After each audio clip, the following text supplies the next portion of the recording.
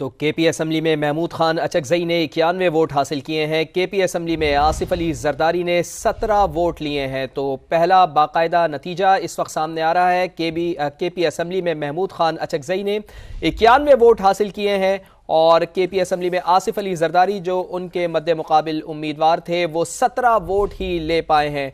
KP assembly में presiding officer इस वक्त गिनती वहां पर मुकम्मल हो चुकी है और नतीजा सामने आ रहा है कि केपी असम्बली में महमूद खान अचकजई ऑपोजिशन के जो उम्मीदवार थे सुन्नी इत्तेहाद काउंसिल के, उन्होंने 91 वोट हासिल किए हैं, जबकि आसिफ अली जरदारी उनके मुकाबले में जो उम्मीदवार थे हुकूमती इत्तेहाद के उम्मीदवार थे, यहाँ पर वो अपोजिशन में थे, तो उन्होंने 17 वोट हासिल किए हैं। तो ये वाहिद असम्बली है केपी असम्बली जहां आसिफ अली जरदारी को यहाँ पर वाज़े अक्सरियत हासिल नहीं है। यहाँ पर वाज़े अक्सरियत हासिल है